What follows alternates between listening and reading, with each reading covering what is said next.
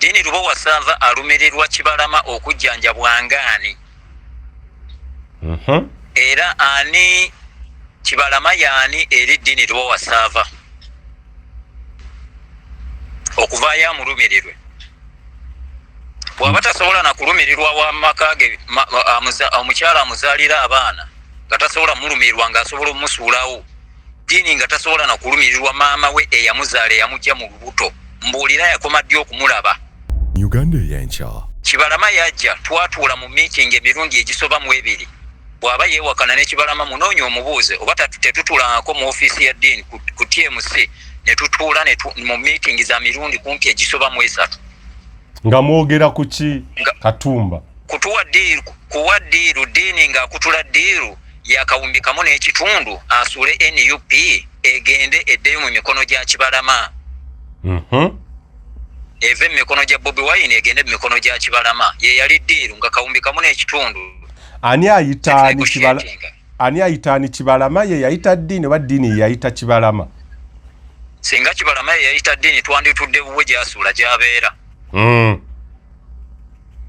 Naye twatuulanga mu ofiisi yaani eya Dini yennyini. Ekitegeeza Dini yayita Kibalama. Era butereevu.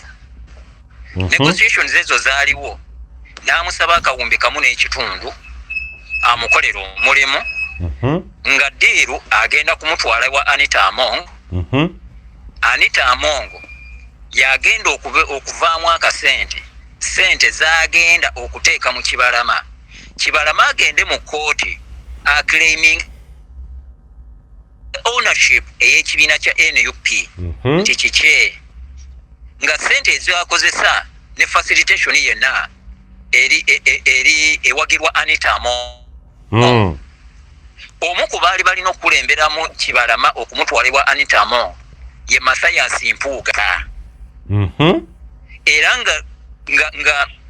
nga ddiiru eri nti bagende baclaiming ekibiina bamale okukisuuza balubongo ya Bobi Wine kidde mu mikono gya Kibalama. Kibalama ekibiina ekyo ye nga takyetaaga yayagala ssente. Weesiimye mwattu oli wa mukisa okukira abalala. Omugugu gw'ebizibu by'ettaka gukutikuddwa Brand Property Services Limited ku lw'ettaka eritaliiko nkaayana. Ennyumba eziwedde okuzimbibwa wamu n'ez'okupangisa, apartments ez'okupangisa wamu n'okugula mu mawanga ag'enjawulo okuli Uganda, Kenya, Bungereza, Dubai, America wamu ne Canada. Okuddaabiriza ennyumba oba ebizimbe byo, property management n'abasaveya abakugu abataakufere. Twekwate ku nsonga zonna ezekuusa ku by'ettaka nga kw'otadde n'okugobera ku kyapa kyo. Kati pazo y'eby'ettaka ebadde kukaluubiriza egonjoddwa bw'okwataganye naffe. Tukubire ku noti 703 noti 79 oba noti 773 noti oba otusange ku MT House omwaliiro ogusooka room 5 ewazana ku Entebbe Road okuliraana ekizimbe kya Muguluma Empire. Tukyalireko ne ku website yaffe www.brandpro.co.ug. Brand Pro Property Services Limited, tutuukiriza birooto.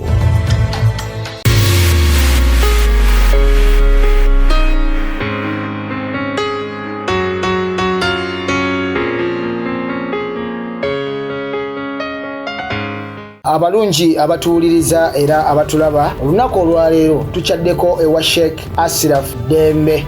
Sebo sanyusa okubalaba. Amannya agange Seeka Ashraf Dembe akola ku bizibu by'enjawulo. Omuntu singa aba alina ebirwadde tumusomereddwa, tumuwa amazzi ga lukuya nga bw'obadde ogalaba, tugenda abantu ku kyoto ne twokya emizimu emibi egibabaamu n'okulomba edduwa. Abantu singa abeera ng'ali wano atuuse sobola okumulombera edduwa, ne waba atatuuse nga mpadde amannya ge naye ng'ali wala. Neetaaze enamba yange yeeno eri 0701763711. Nammwe bannyinaffe abali ebweru oyagala okuba nti oyagala okulombera ku dduwa ng'olina ebizibu, viza zibuze, amaka gakolongotana, sente zikola zimpita mu ngalo, ojja kumpeereza ekifaananyi kyo n'amannya go, ebyo byokka bijja kummala. Nja kukulombera edduwa, ojja kutereera. Olunaku olusembayo mu mwezi mba n'edduwa ey'awamu ffenna n'abalwadde bange abakadde n'abapya. Salaamu alaikum warahmatullahi wabarakatuh.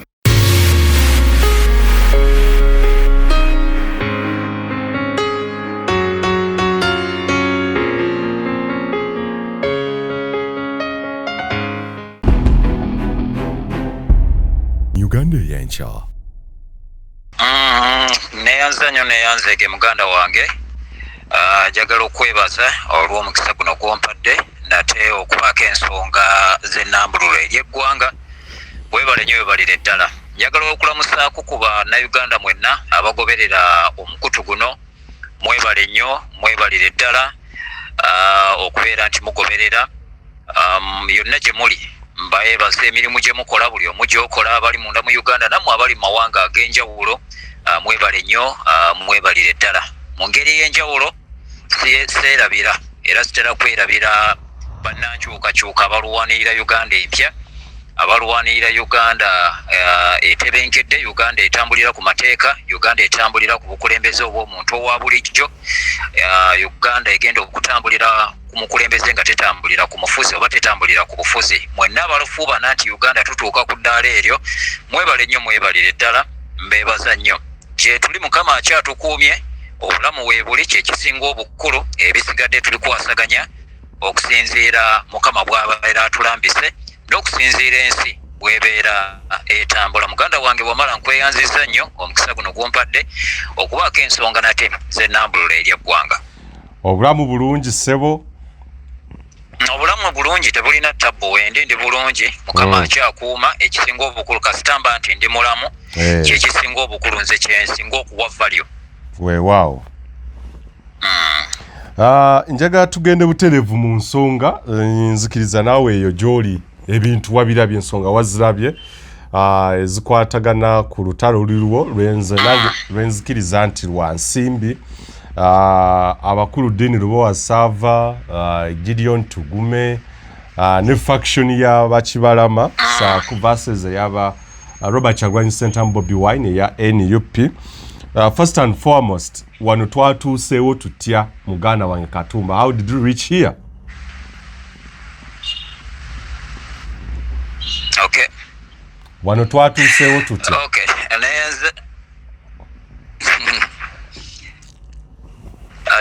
Neyanzege singa ojjukira emabegako bwe nali navaayokko ne njogera ku nsonga eno. Era bwe nali njawukana ne muganda wange Dini Lubowa abantu abamu obaolyawo bakitwalanga bakitaputa mu ngeri ez'enjawulo buli omu yakitaputa mu ngeri ez'enjawulo naye bwe muba mujjukira obulungi ennyo ebigambo bye nayogera nabagamba mulinde with the time akaseera kagenda kutuuka mugenda kumanya amazima era mugenda kulaba amazima nga bo bennyini bannannyini bikolwa ebyo nga be bavuddeyo nga bagenda kutandika okwekuba.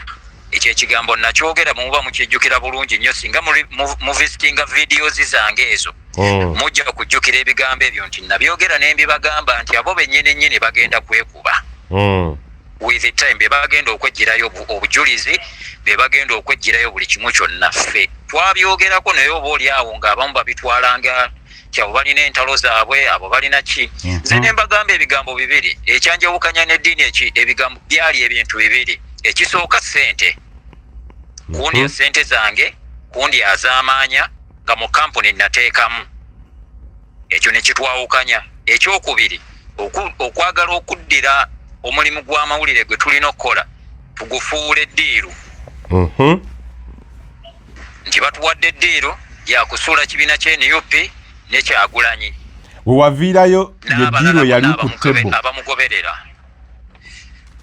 Nze neŋŋamba nze sikola mawulire ga ddiiru nkola mawulire ga information ku informinga public ge nasoma bwe nali nsoma amawulire saasomamu kukola ddiiru nti mu mawulire tukola ddiiru wabula tukola nga tuli impartial nga tuli objective tusavinga buli omu yenna regardless of the political affiliation, regardless of the religion, regardless of the tribe, regardless of what. Ffe bannamawulire tuyimirira in the middle wakati tetuyimirira on the side. So bwe nalaba nga amawulire ge tutandise okukola gali on the side ne mugamba ez'ensonga bbiri zitwawukanyizza kantambule ngende. Bwe twayawukana yavaayo yayogera ebigambo bingi naye mu buli kye yayogeranga nze nayanukulanga ekyo kyayayogedde. Yes. Muzimu ku nsonga ekyanzigyayo ku nsonga eyo kwe kuvaayo n'agamba nti nze ndi mu kulwanirira kaadi y'NUP era njagala Bobi Wine ampe kaadi y'ensonga lwaki ndi mukwogera nga mpolereza NUP mpolereza Bobi Wine ne mugamba fine tewali buzibu mba neetaaga nga nwanirira kaadi okirinamu buzibu ki it is okay ne mugamba gwe diiru gye baali batuwa ey'okusuula ekibiina kya NUP n'okusuula Bobi Wine yali yaki so kati ebyo egundi oyo yali mpanvu nnyo byesaagala kuddamu but initially ku nsonga eno nalabyeko nga Dini Lwowasaava agamba nti ye kyalwanirira kwe kwagala okuba nti anunula gundi Kibalama ajjanjabwa afuna obujjanjabi. Yes, nti musajja alina ekisa alumirirwa Kibalama embeera gye yamusangamu mbeera si nnungi ng'obulamu bwe kikulu ng'alina okusooka alabe ng'omukulu ajjanjabwa. He was concerned. Ng'ajjanjaba ng'amulumirirwa ng'ani kyekibuuzo ekisooka Dini Lwowasaava alumirirwa Kibalama okujjanjabwa ng'ani.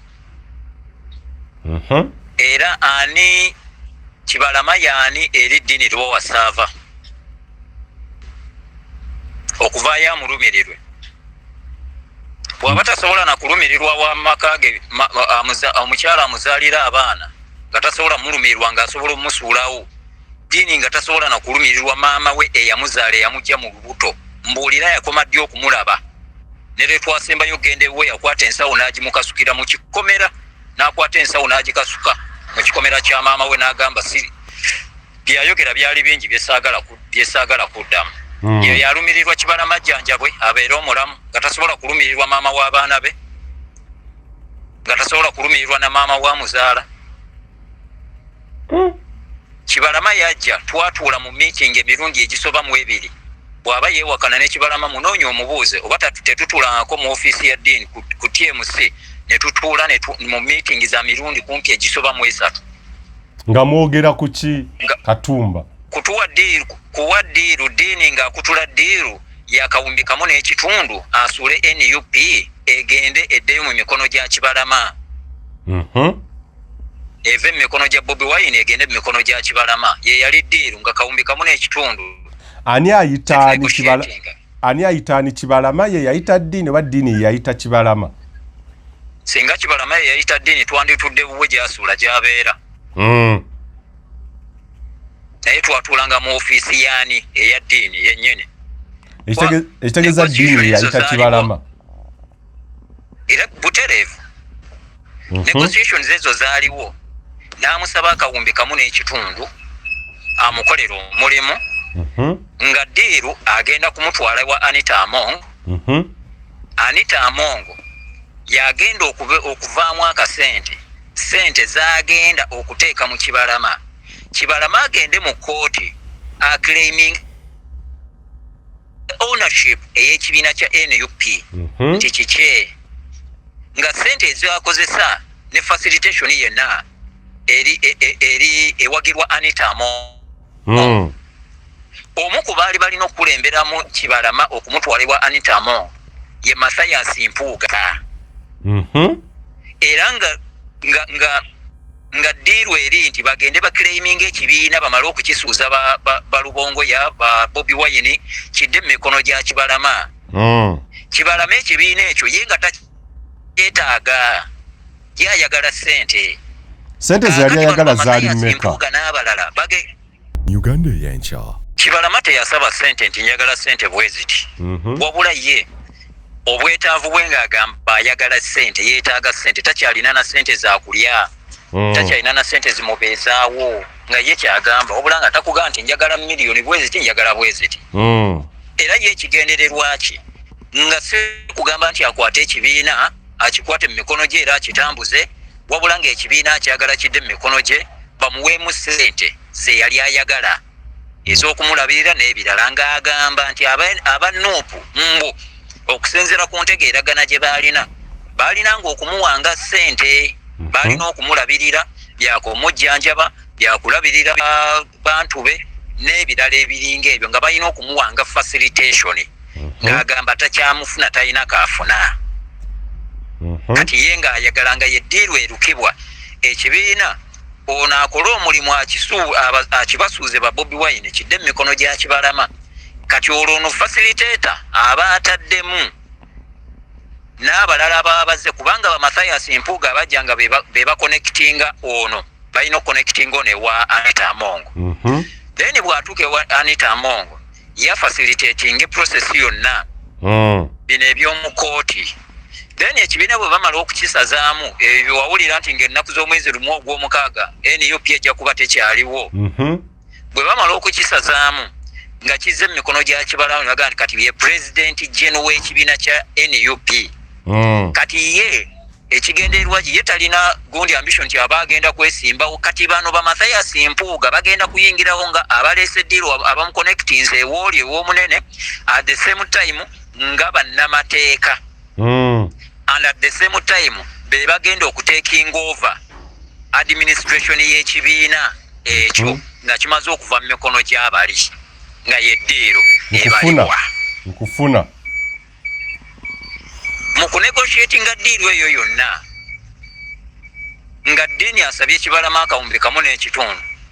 Kibalama yali era nga naye kennyini akyogeranga agamba ekyamazima nzi ndi mulwadde njagala kunzijanjaba, njagala sente za kunzijanjaba. Lwaki teyamulumirirwa ku mulundi ogwo ogwasooka ogwasooka omulwadde gwe yasaba akawumbi akamu n'ekitundu yali agenda kuzijjawo okukola omulimu guli ogw'okusuuza Kyagulanyi ne banne ogw'okusuula ekibiina. And besides nga kuliko ne sente endala zaali oba zaalinga miliyoni 14 eza buli mwezi. Kubanga baali babaze nti nga kye babala nti ze zino sente zino eziweebwa ebibiina by'obufuzi okuva mu gavumenti facilitating political parties. Yes. Aha, kati ng'ezo sente kasita bano bamala okusuula ekibiina ne bakisuuza bali mu sente zino eziraavangayo buli mwezi okujja mu kibiina kya NUP nga kiri wansi w'abana abapya abana aba bakitutte oba Kibalama yakirina mu ngalo oba bano abalala abaali bayingira mu ddiru be bakirina mu ngalo nga Deni alinako miliyoni zaali 14 bwe watya bwenzijjukira buli mwezi batwali tugambye buli mwezi ng'alinako zaalina.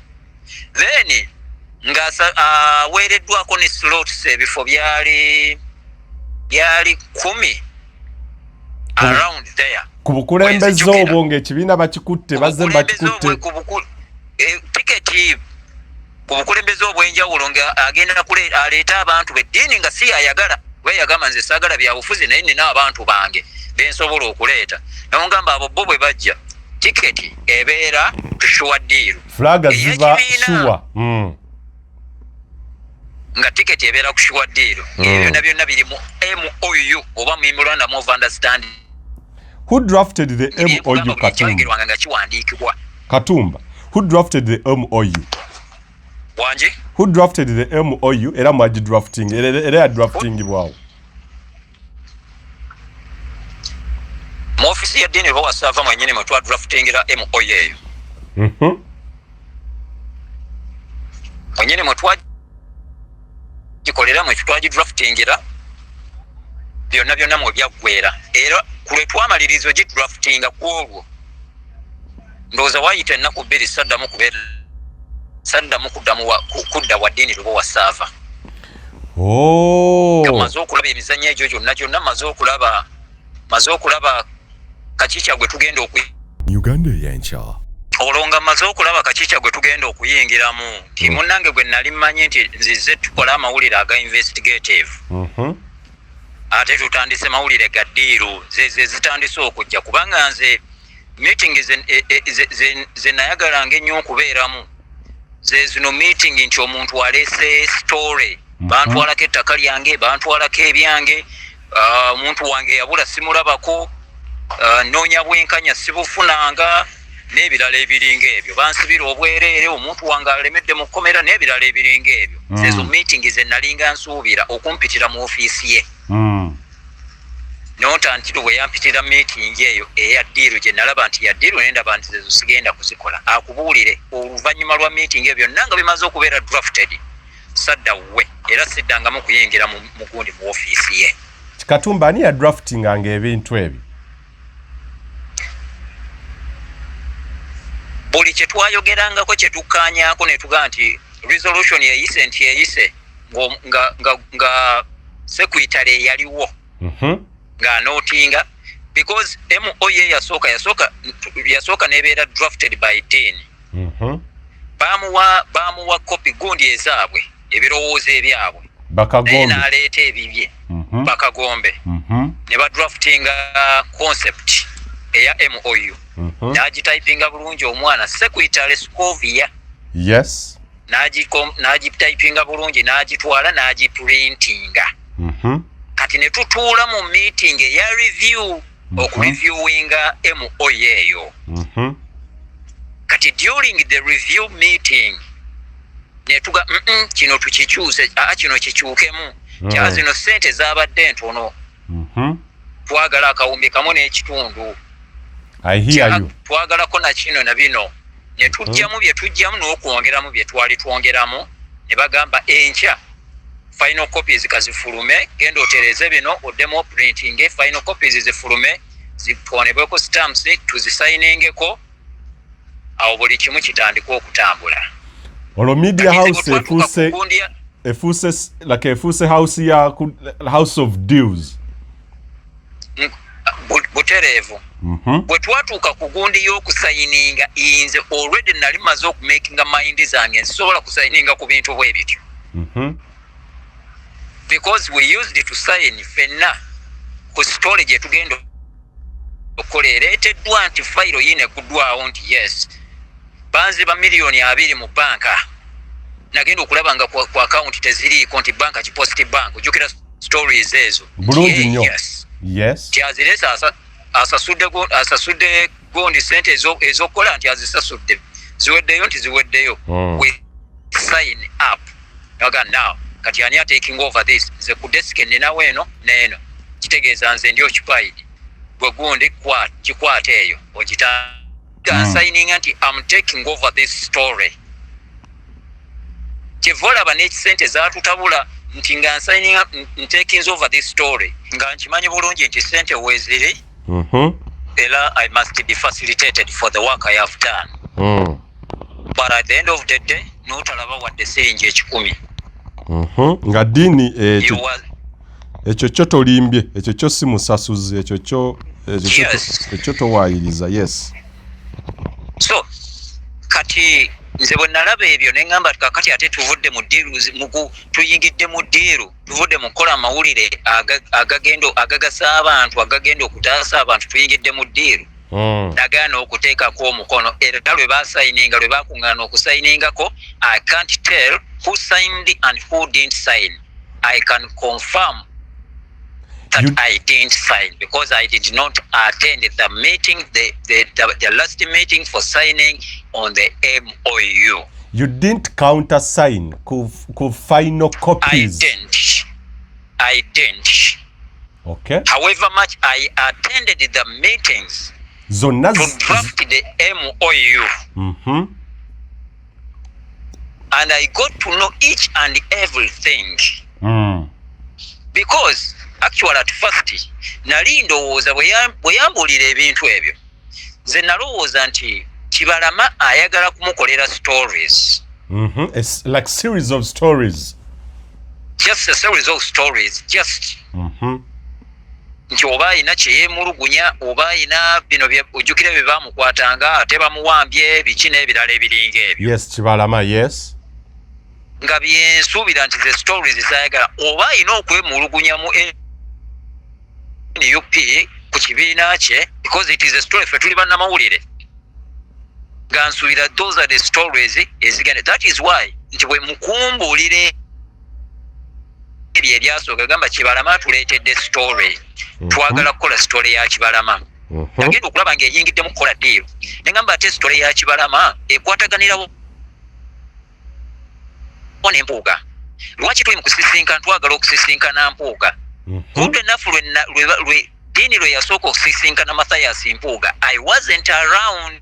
Yamusisinkanira wa coffee soba. I didn't attend that meeting, but no, Kupopopo Memorial Hotel. Mundeba one. It was at around Mundeba 10 a.m. zali saawa 4 ku makya. Uganda ey'enkya. Yes, Mpuuga yamusinkana saawa 4 ez'oku makya. Zaali saawa 4 za ku makya. Popopopo mu Ndeeba. Ebina bye twogerako bya 2024. 2024 sibye mabega eri. Bwe natunula nenda ne ngamba naye ate gondi ya Kibalama Mpuuga ayengereramu wa. Gundi ayengereramu wa Honorable Segona, because it was Honorable Segona who called it in n'amugamba omusajja waali buno wano mu Ndeeba. Ne bagenda ne basinkana. Medad Lubega Segona yakubira Dini Lubo wa Sava. Yes. Amutegeeza nti tayogerangako naye kumuyita kumujja kusinkana Mathias Mpuuga popopopo. Oh my God. So nebino katini nnyo nebino ebya Kibalama byonna n'omukulu Segona abirimu bino byonna bye twogerako olwaleero. Ye yali gurupu yonna bwe baali bayingidde mu ddiiro. Era yali coordinatinga ku kigambo ky'ensimbi okuva wa Mathias Mpuuga yalinga Honorable Joyce Baagala. She's my fellow journalist. Let her come out and challenge me. Ebyensimbi finance yali Joyce Baagala. Finance. Mpuuga yakwasa ddi n'amugamba nkukwasizza Joyce Baagala yabaabikolako ne ssente ze yasooka omusindikira Joyce Baagala yali alina mu nnyonyi, yali agenda kulinnya nnyonyi ng'agenda South Africa. Sente zaali so kati ebyo byonna bwe byaliwo Katumba sente zaali mmeka zojjukirako? Dini mubuuze emitwalo 3 gondi Joyce Baagala, Honorable Joyce Baagala ze yamusindikira zaali zaaki ezasooka ng'afuluma agende South Africa. Ng'agenda South Africa ezo ze yatwanjulirako n'atugamba atuteereddeko emitwalo 3 olwo nga twakamala okusisinkana bamuyitaani munnamawulire oyo bamuyitaani ekyali mu mainstream amuyitaani munnamawulire oyo ali ku TV ki mwerabidde omanyi programu yo gijjukira oba sandabe nja mujjukira nja mugamba nja mujjukira nja mukugamba nja kumujjukira nja mukugamba era twamusinkana naawo ku ekereziya y'ejini ku chachi yewa Rubaga wenyine wetwasinkanira ku cathedral Rubaga awo ku cathedral oyo yawa ddiini ddiiru namugamba Mpuuga akolaga bw'oba oyagala byonna byonna ebya Mpuuga Joyce Baagala yabimala yabikutula byonna okitegeera lwaki nkugamba ebigambo bino byonna nagezaako okunnyonnyo kubanga yavayo nanyonoona mu public n'ayogera ebigambo bingi nze nenvayo nembabuulira ekituufu nembabuulira amazima naye yo olw'okuba nti awoggana nnyo oba oliawo public abantu abamu ne bakitwala nti nze mubi. Yes. Kakati buli kimu kyonna kivuddeyo nga bwe nakibagamba nga nabagamba mulinde mugenda kutegeera amazima nti waliwo enkolagana ey'enjawulo wakati wa ddiini Lubo wa Sava ne Kibalama. Yes, mbijjukira. Tebivudde si yennyini eyabyeyogeredde naga nti bantuukirira nze nwana kulaba nti Kibalama jjanjabwa ku kiggwe munnamawulire oli musawo. Yeah, that's a very good question. Yes. Lwaki tokavalinga politicians? Lwaki tokavalinga stories zo ekyo nakyo ne kiggwa nti oli Kibalama bannange mulwadde teekayo story eyo ekyo nakyo kiggwe. So ebyo nabiraba nze nembita nembivaamu nenzira ebbali abantu nembabuulira nembagamba. So kati ddiiru eyo actually nze okuvayo nenjogera ddiiru eyo byonna byonna ebyalimu yemu gundi eyakosa ddiiru eyo okutambula egende mu maaso. However nze nali nina loopholes ze nengedde ze ndabye. Era kye njagala okubuuza kati nnyo Katumba kiki ekyakuleetera opting out apart from ekyogamba nti this is no longer the news oba reporting investigative journalism nsonga ki endala ezaakuwaliriza opting out? Omanyi nze ndi muntu nze sikozesebwa ekyo nakigaana ekinyisa ddate z'abantu oli okunzanyisa ddate ze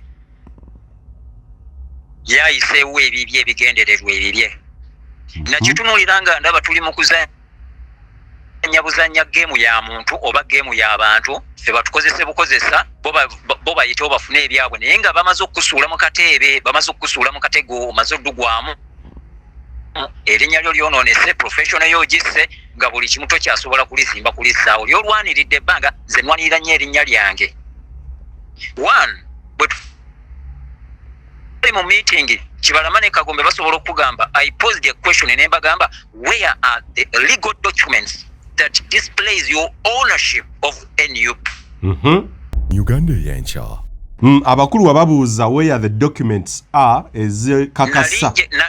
Yes, nali njagala kulaba kubanga bwe baleeta ensonga nti kale twagala kukomyawo kibiina kyaffe tuddemu tukyeteze. Kitegeeza nti ekibiina tebakiwangayo oba tebakitundanga oba tebakolanga ki kitegeeza bwe bakyalina ne documents zaakyo zonna ekitegeeza kiba kikakasa ne bye bakola mu delegates conference eyatuula eri batugamba wakakiri wajje batugamba before nga bagenda okwandinga over ekitegeeza byonna byali null and void baali babafeze. Yes. Kati nze bwe nalaba ekyo ne ngamba muba mwagala okuddiza ekibiina kyammwe now kati nze nga njagala kulaba ku mpapula ezo. How did they respond?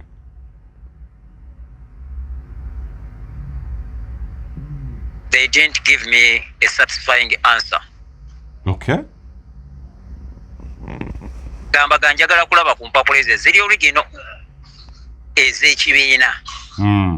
Kubanga bwe muba mugamba okulwana okukyeddiza kitegeeza mu mulina buli kimu mukyabeyalinga original documents ez'ekibiina. Bwe mubanga original documents ez'ekibiina temuzirina kitegeeza mwazi waayo gye mwazi waayo kitegeeza be bannannyini kibiina. Wootuukira okukwata ekyapa kyo ekiri original n'okiwa omuntu kitegeeza ettaka oba olimuguzizza. Yes. Naye bw'oba omuwadde photocopy kitegeeza oyinza okuba nga omugambye genda overifying onoonye oba ddala ettaka lino liri makubo matuufu oba lyange oba si lyange. Aba talina bwannannyini ku ttaka eryo obwannannyini oba obusigazizza. Yes. Kati nze kye nali njagala okulabako kye baali batalina era nalabye akatambi ka muganda wange Deni Lowasava ng'agamba nti alina empapula eziri eza origin ez'ekibiina kya NUP. Njagala mu challenge nga azije yaziragaawo. Azije yaziraga ensi nti zizino empapula z'ekibiina kya NUP eziri origino. Nti ze ba handing over file eri gye twalaba nga Kibalama handing over ewa Bobi Wine nti za bikyupuli oba ziri fake oba photocopy just nze nina original. Yes. Bwe tuba nga twali mu meeting nga Kibalama agezaako okutuwa ddiru tusuule ekibiina kya NUP tukijje mu mikono gya Bobi Wine mbu kimuddire n'atasobola kuprovidinga mpapula eziri original ez'ekibiina kye kati Deni Lowasava yazijjawa. Nga ne answer gye baakuwa yali teri satisfactory. Yali satisfying n'akatono kubanga nakibabuuza ne baŋŋamba eby'empapula ebyo byo bikyali biwanvu. Ekyani akyogera Kagombe. Kagombe. Kubanga yali ng'ayogera ennyo Kibalama nga tayogera nnyo. Ye nga Kibalama kyafaako ayagala agamba njagala ssente. Okay. So kati ebyo bagamba empapula ate ez'ekibiina nze nzirina ng'omuntu ku ddiiru ki nga luli tebasobola kuzijjayo nga tukola MOU. Ne bazijjayo kati Deni Lowasava azijjayo aziteekawo era nga ziri certified. Kubanga omuntu asobola okugenda ne ku NASA n'akubira empapula n'akubisaawo empapula z'ayagala awo ne alaga nti ez'ekibiina. Kwagala ziri zennyini eziri certified. Yes. Era eziri ne mu gazeti nga bwe tugenda mu gazeti y'eggwanga tuzisangayo kubanga buli kibiina kyonna kibeera kiba kiri mu gazeti. So kati ebyo byonna bye mulabawo olwaleero it's just a deal gone sour. Omulyo gwaganye ddiiru yayiise. Oba yatandikirawo okuyiika bwalinze bwe navaayo ne ntandika okubotola ebintu bino okwogera ebintu bino nti ono era olaba nti yafuna confidence wali najja n'atandika okugamba nti ng'ennaku z'omwezi lumu ogw'omukaaga ekibiina kya NUP kigenda kuba tekikyaliwo n'akatono, kijja kuba kimaze okuba nga kisaanawo. Ne mbagamba weetuli tujja kuba tukyaliwo, tukyali balamu. Mulinde ogw'omukaaga gwayitawo twakatambula ebbanga ki. Dini yasinziira ku kyokuwa ultimatum eyo era ne confidence yagijjawa. Ye muntu asobola okwogera ekigambo with confidence naye ng'akimanyi ali mu bulimba. Ye muntu asobola okwogera ekigambo confidently ng'alina confidence naye ng'akimanyi ali mu bulimba. Naye n'akukakasa era n'akala amaaso ng'akulaga nti akyogera ali confident. Kati ye yakyogera naye ng'akimanyi ye we yali akyalina essuubi mu ddiiru eyo.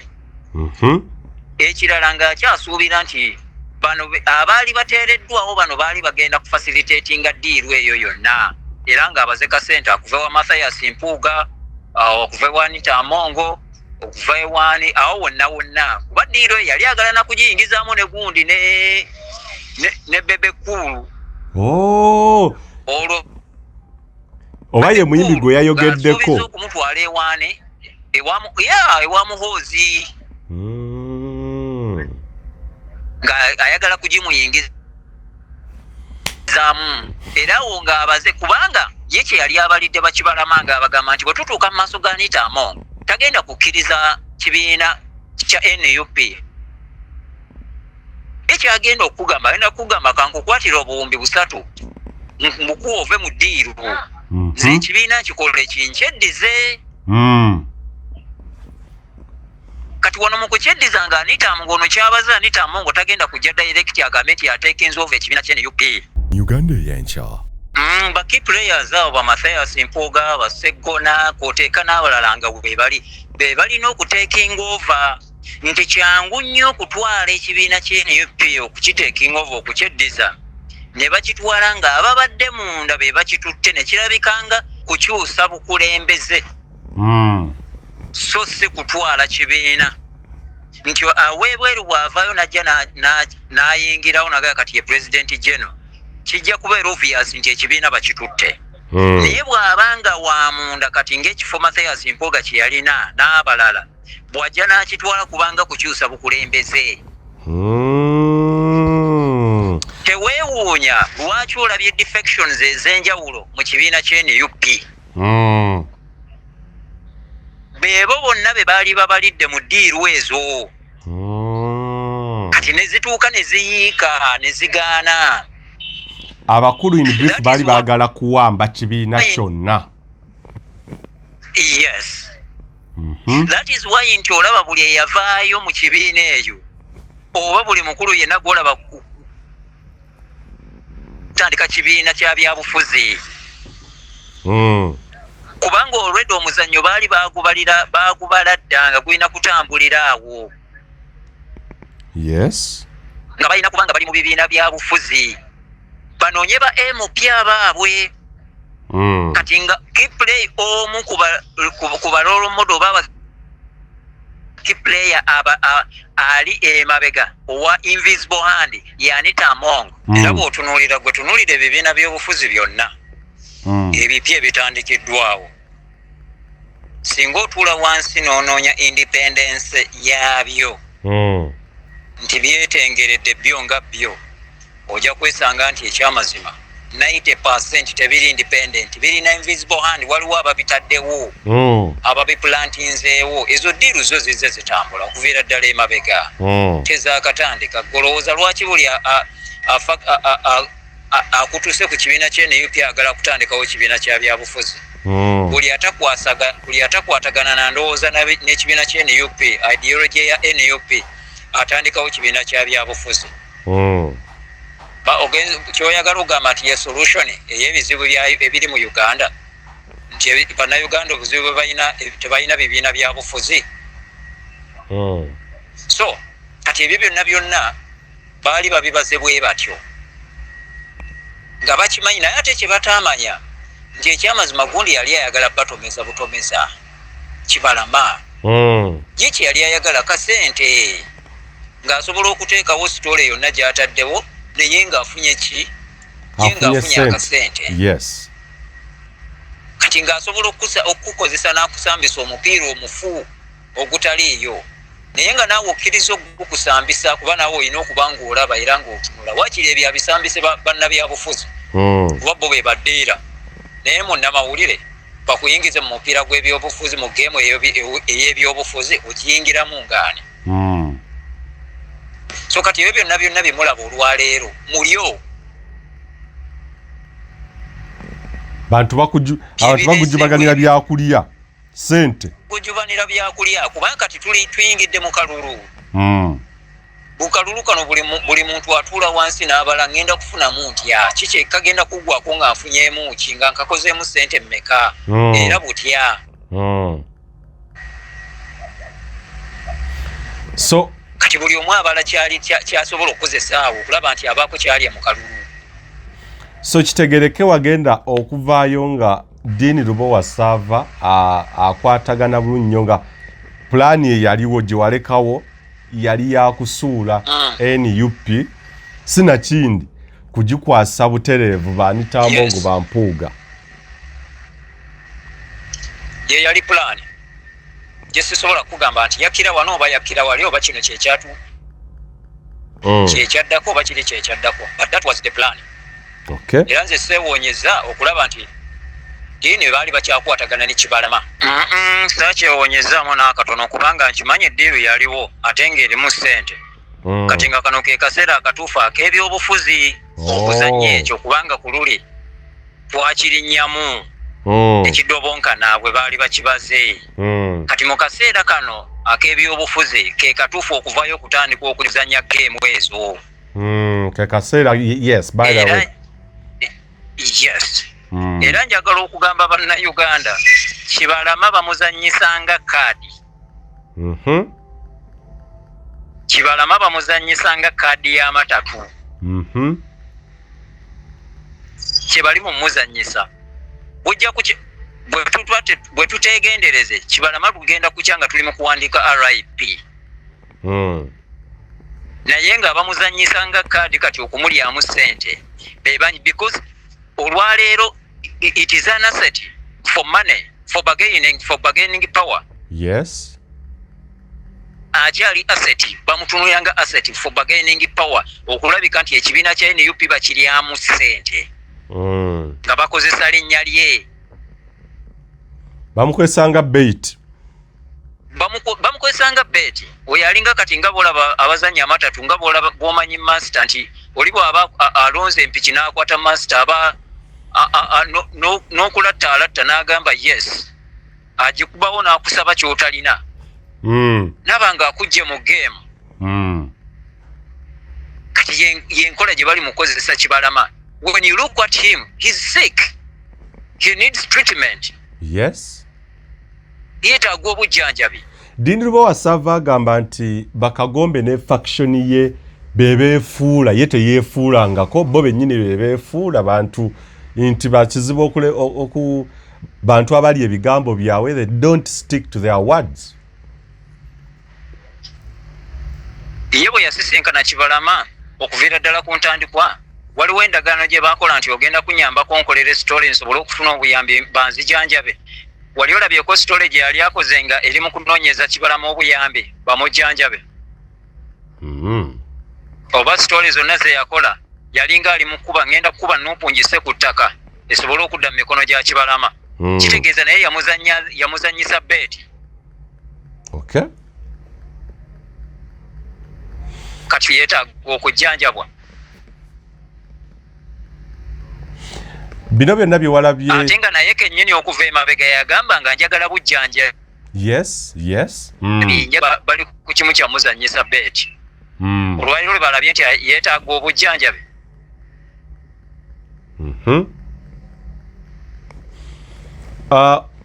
Olaba nga tebamukozesa bukozesa.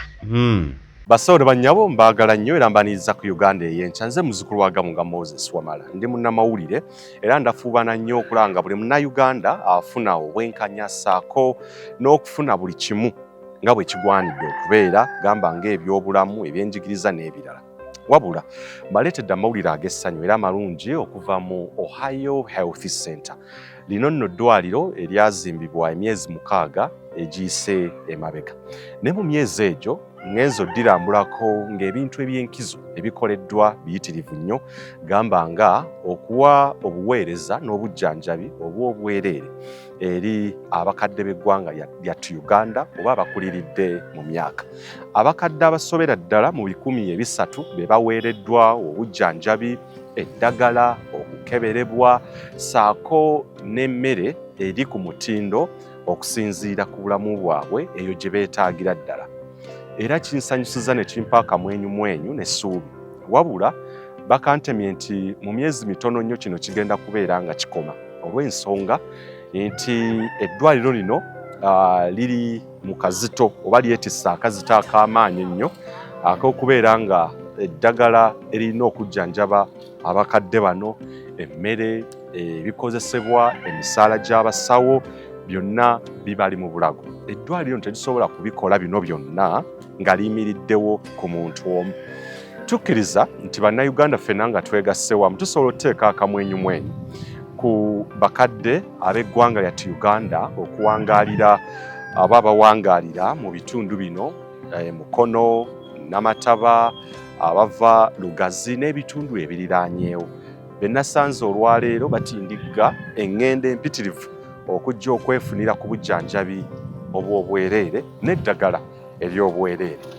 Wabula nzikiriza nti bwe tusaayo ffenna kye tulina ne tudonatinga oba okufundraisinga kyonna kye tulina, tusobola okuyimirizaawo eddwaliro lino emyezi egirijja, emyaka egirijja okubeera nga lyetengerera okufuna obusobozi n'embavu okulabirira abakadde bano, okubawa eddagala lye beetaaga buli mwezi, okubakebera.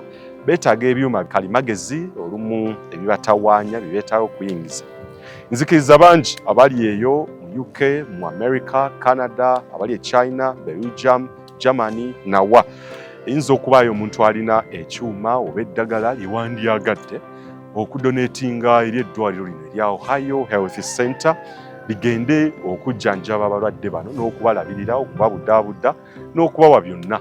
Sinakindi osobola okukozesa omukutu gwaffe ogwa GoFundMe okuwaayo ensimbi zonna z'olina. Osobola okukozesa mobile money ku namba y'essimu eyo, account number ku namba y'essimu eyo, Western Union, PayPal, MoneyGram. Ebyo osobola okubikola ng'okubidde oba ng'oyogerezeganyizaamuuko ne eddwaliro lino okumanya details ze weetaaga okusobola okuwaayo obweyamu bwo oba donation yo.